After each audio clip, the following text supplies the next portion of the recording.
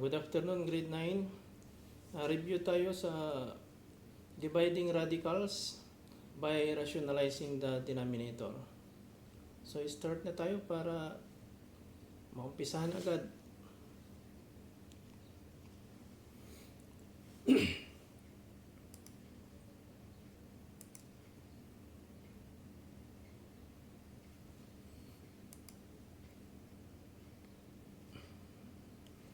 Okay, so this is all about dividing radicals.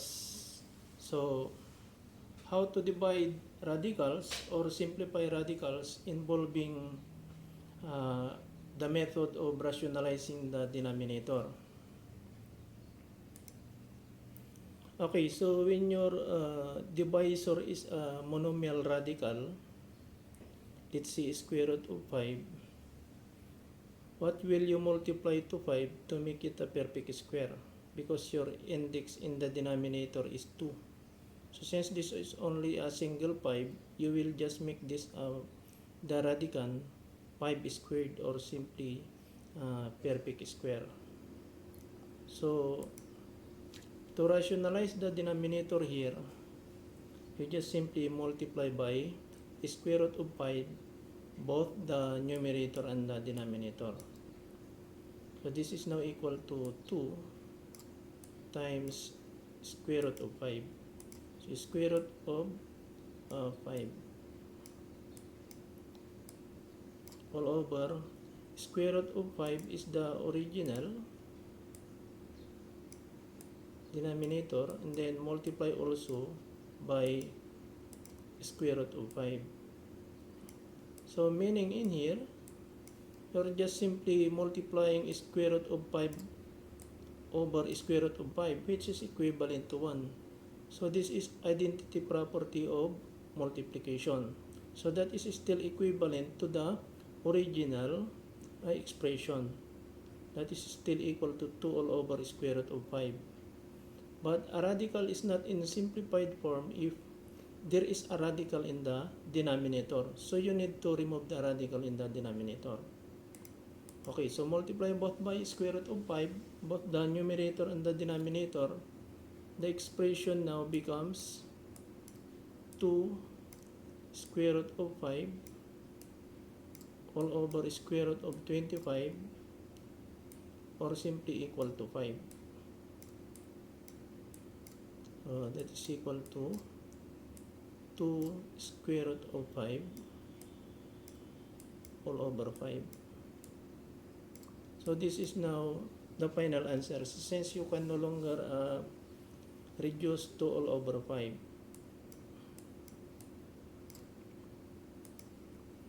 Okay, so the second example, your radicand is in fraction form. So a radical is in simplest form when there is no fraction in the radicand. So what will you do with this? You can express this as quotient of the radical, let's say square root of 1 all over square root of 5. Or simply that is equivalent to 1 all over square root of 5. Now, so since your radical is still containing a radical symbol, then you need to remove that radical. Again, by rationalizing the denominator, multiply both by square root of 5. So again, this number we are multiplying to both numerator and the denominator is equal to 1, because that is square root of 5 all over square root of 5. So that is the multiplication property of equality, multiplying it by 1. So this is now equal to square root of 5 all over square root of 25, or simply equal to 5. So in here, this is already your final answer. So since there is no radical anymore in the denominator, next is 5 all over square root of 8. Now in this expression, you notice that square root of 8, you may simplify first square root of 8 or just simply identify what are you going to multiply to both the numerator and the denominator. Now, if you factor 8, this is equivalent to 2 times 2 times 2. So meaning this is already square root of 4 times 2 or 2 square root of 2. Okay, so what will you multiply to square root of 8 is just square root of 2. So by rationalizing the denominator, just simply multiply by square root of 2. So since if you multiply 8 with 2, that is already a perfect square. From here, 2 times 2 is only the perfect square factor of 8. So you need a pair of 2 to make it a perfect square. And that what are you going to multiply to the numerator and the denominator? So multiply the numerator and the denominator by square root of 2. That is now equal to 5 square root of 2 all over square root of 16, or square root of 16 is equal to 4. So this is now equal to 5 square root of 2 all over 4. Next example is now square root of 12. Square root of 12, if we are going to factor this into its prime factors, this is 2 times 2 times 3. So as you notice, 2 times 2 is a perfect square. So that is already a perfect square. So you need a pair of 3 to make it a perfect square also. So we need to multiply the denominator and the numerator by square root of 3.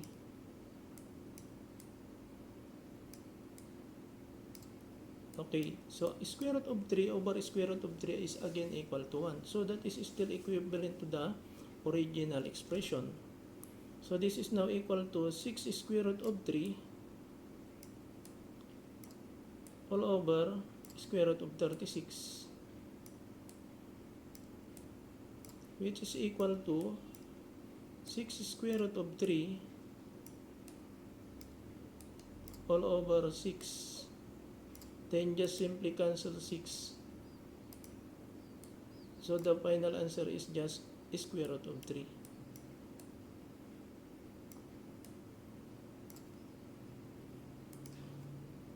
Okay, next. So for number 5. Okay, so let's express the expression into quotient of two radicals. See, quotient rule. So this is square root of 5 all over square root of 18.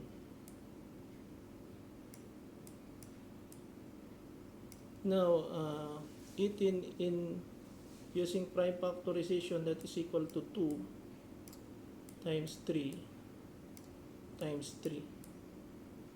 So 3 times 3, so 3 is already pair. So you need a pair of 2 to make it a perfect square. So you need another 2. So meaning you will multiply both the denominator and the numerator by square root of 2 to rationalize the denominator.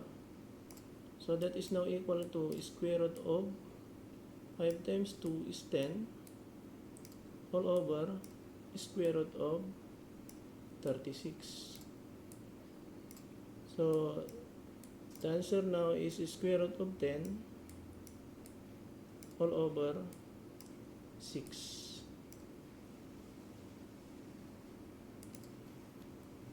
Next, 8 all over square root of 8. Okay, 8 is 2 times 2 times 2. Okay, so you need this, you need the to multiply both the numerator and the denominator by 2 times 2 is already one pair, so you need a pair of 2 to make it a perfect square. So multiply both by square root of 2. So this is now equal to 8 square root of 2 all over square root of 16, which is equal to 8 square root of 2 over 4. Now, since you can divide 8 by 4, you just simply cancel 4. Cancel 4.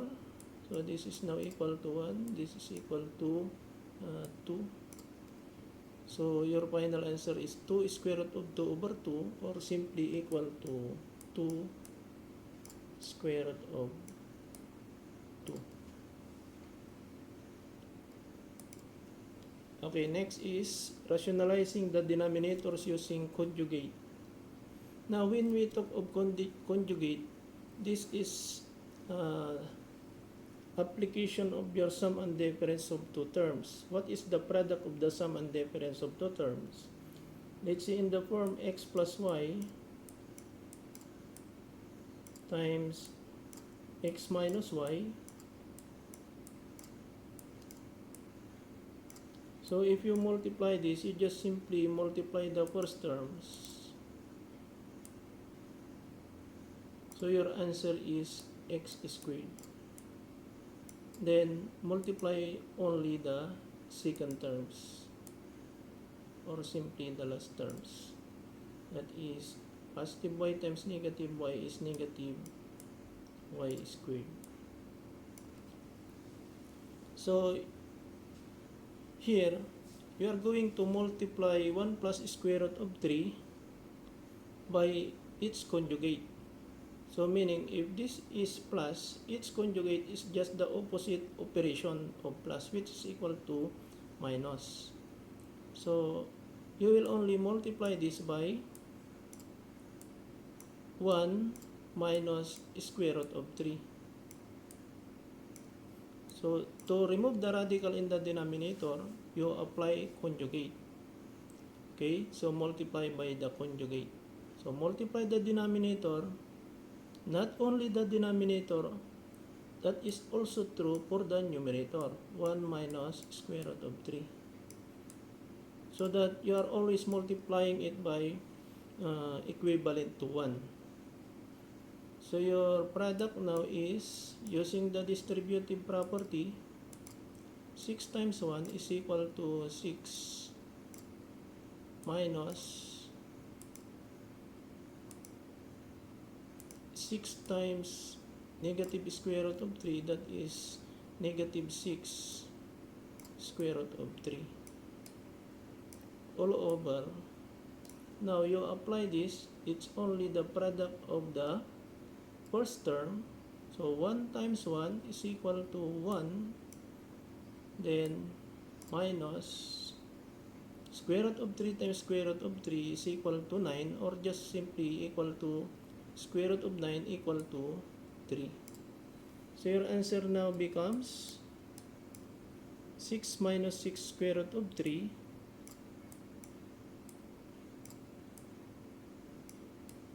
all over negative 2. Now, there is a common factor between this 6, negative 6, and negative 2. So you need to factor out negative 2 from the numerator to cancel negative 2. So if you bring out negative 2, the positive 6 becomes negative 3. So that when you apply distributive property, this is equal to positive 6 when you multiply. Then if you factor out negative 2 from negative 6, the remaining there is equal to positive 3. So square root of 3 all over negative 2.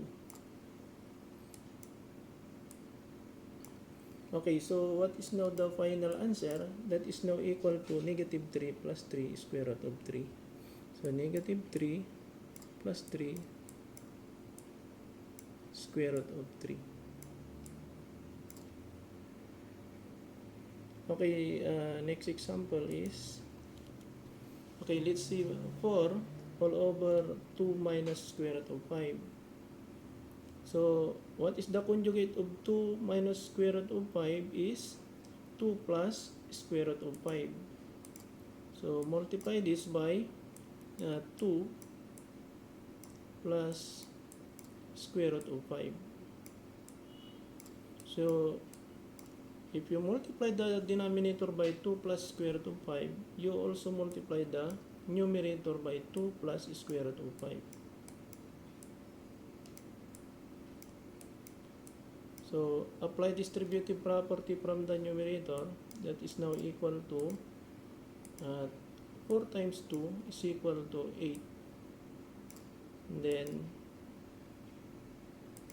4 times square root of 5 is equal to 4 square root of 5. So positive 4 square root of 5 all over, okay, product of the first, that is 2 times 2 equal to 4. Then product of the last terms only, that is negative square root of 5 times positive square root of 5, that is negative square root of 25, or simply negative 5. So your answer becomes 8 plus 4 square root of 5 over negative 1. Or if you divide the whole expression by negative 1, the answer becomes negative 8 minus 4 square root of 5. Okay, so that's all about dividing or rationalizing the denominator. Okay, bye.